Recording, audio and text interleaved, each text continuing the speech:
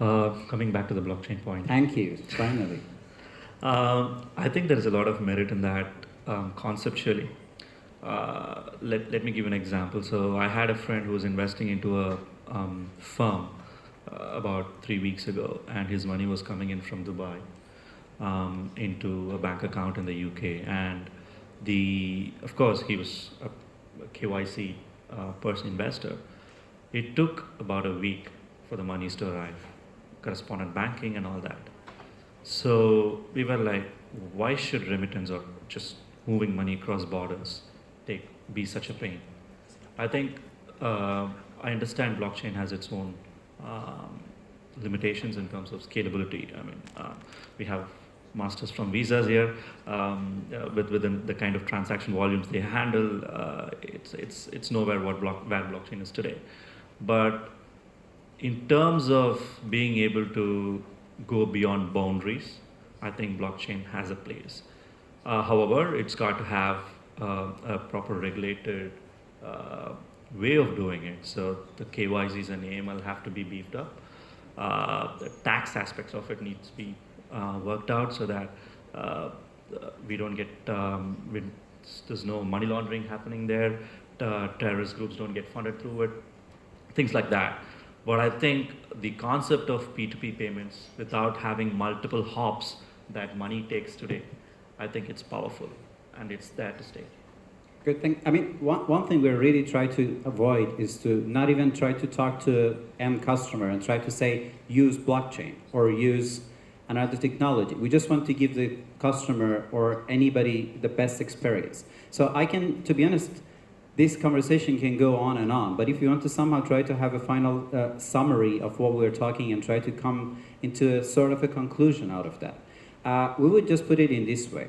First of all, we have the current fiat currencies and all the technologies that comes with all due respect, let's don't call it fiat currency, let's call it the dumb money. If, just to dumb down the conversation, right? Or try to have the same currency that you can try to implement a smart contract on top of that. A currency that you can try to track it, and there is going to be even another level of transparency to that. If you guys don't mind, because you're from a very interesting industries, every single one of you have different part of that, maybe you can tell me why you're not trying to use one thing. I'm not saying these are the same, I'm saying two different questions. Why you're not supporting blockchain and cryptocurrencies? Maybe we can start with Visa, because I'm sure a lot of people want to understand why the transactions don't go there when they want to buy something. Right, so the stories about blockchain is that actually we don't like cryptocurrencies, but we don't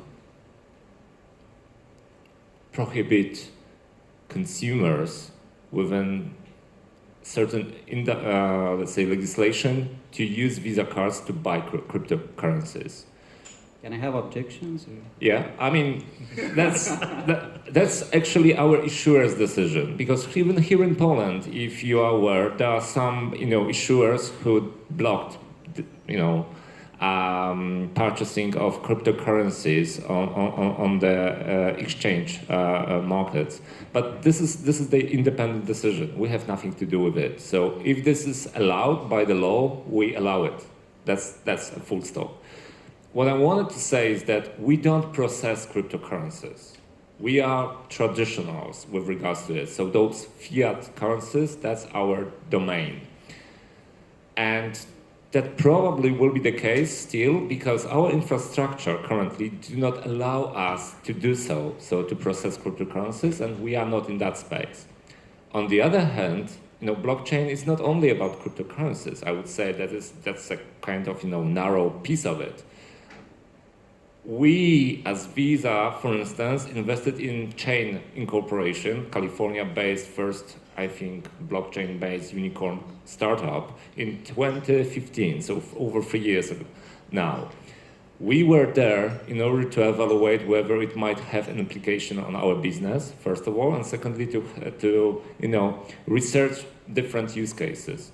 We even set up a dedicated office in Palo Alto in the Silicon Valley in order to research it and try to get best out of it. In London, we make one of the proof of concepts to use a UK-based bank to transfer money from UK into one of the African countries within almost close to real time, and allow a consumer in Africa to withdraw this money using a Visa card from ATM, after a few minutes from the transfer, using blockchain technology instead of SWIFT, traditional SWIFT. So it clearly demonstrates that we are not against, we are exploring it, and smart contract probably would have significant value in time when there will be Internet of Things backed up by payments. Because ultimately, I can imagine that, for instance, a lease company would like to insure themselves using some technology, and blockchain is perfect for it, because it can't be corrupted, it is fast, and it's almost free of charge. And in other words, a kind of sum up of it, we are still keen to preserve the traditional way of doing business, but we are much welcome in terms of this new technology, because we strongly believe that in the future those smart contracts might become even more appealing to financial institutions. And we are business-to-business companies. So if our issuers and acquirers, partners, fintechs come to us and say, Visa, you need to provide some additional technology which will leverage blockchain, we are happy to do so. Yes, I don't see when I talk to the customers, SME customers, I don't see in their eyes, the kind of the pain or, the need that the blockchain can solve versus the kind of traditional or kind of innovative payments, a part of the blockchain. So I don't see the use case now. If I want to make a super fast payment, I can do, SEPA instant. It's really fast. But maybe they are. Looking at the kind of the future of the banking and the future of cooperation banks with the fintechs, especially after PSD2, I see there, the sea of innovations. And I'm very keen to to exploit those, even without the blockchain. So I would like to counter that point. One of the challenges we've had with blockchain is when it started, everyone went gaga about blockchain, and it was almost like my mother-in-law's arthritis could get solved by blockchain. That's not going to happen. So it ended up being a technology trying to find a problem to be solved. So I think that mindset is starting to correct itself.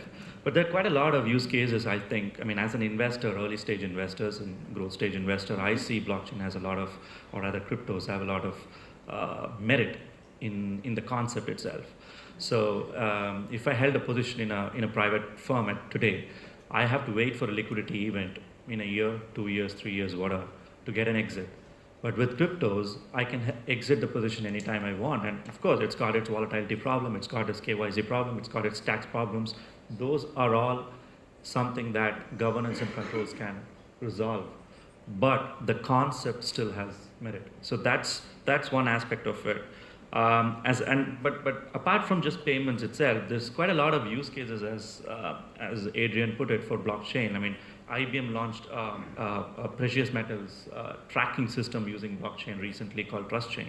So there are quite a lot of smart contract use cases which can add value to supply chains of various, value chains of different industries.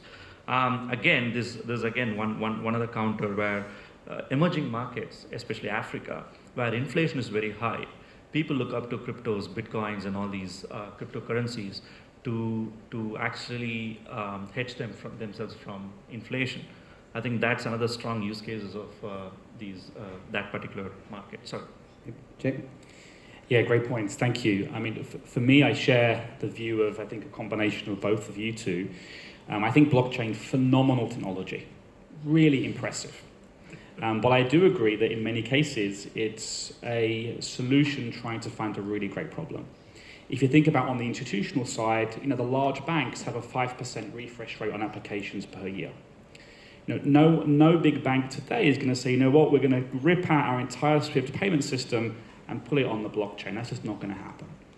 So I think the institutions may invest, but it will take some time to really find that breakout opportunity. But I do think that somewhere like the emerging market could be where it has its most value. I think on the cryptocurrency side, I think there's really exciting opportunity to explore ways to access liquidity in cryptocurrency. So for us, for example, we've been partnering with a bunch of companies, LedgerX, Overstock, to look at how we can issue a bond and accept crypto, hedge it, give a return over 5 years, and return in fiat or digital currency. I think that's a very interesting space for the next phase of where blockchain crypto might go. And maybe in 5 to 10 years from now, we'll be in a slightly different space, and there'll be a much more valid application. Thank you. I mean, very interesting points. But one thing I would really just want to add, maybe to especially Thomas's conversation, is if you live in Europe, especially, you're very comfortable about your payment systems. If you live in a modern world, sorry for my American friends somewhere back there, but you still feel fine with it. But let's take a look at something like Swappy Network. Take a look at something like Humanique. These projects are using the blockchain technology to bank the unbanked. Those people do not have the idea bank. Those people, when you say you don't look at your customers, you see the need, take a look at them in the eye. Because those people cannot trust their central bank. Those people cannot accept those kind of conventional banking system. And the blockchain would be the only solution for them.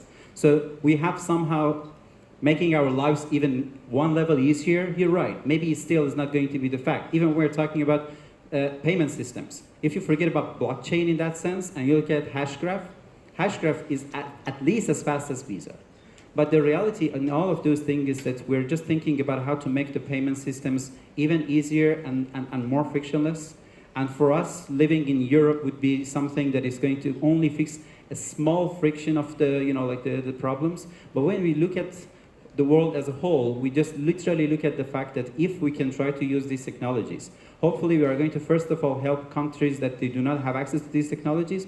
But at the same time, hopefully, as a conclusion of the whole conversation, would be that the future is really showing a potential that we are going to first of all try to do interactions with each other, forgetting even about sending money to each other, just try to exchange some values and some contracts and everything without worrying about it, having the same beautiful experience of gaming into the real world. Go back home and you see your fridge just bought milk and everything, and your wife is not going to kick you that why didn't you buy milk today? And all those things are going to basically make things fun and at the same time more productive. Guys, we are also running out of time. We had some very interesting questions, but I know that if we would ask those questions, then our next speaker and also the organizers are not going to be very happy with us. So thank you very much for just listening to us, and also please have a round of applause for all of the panelists, and thank you.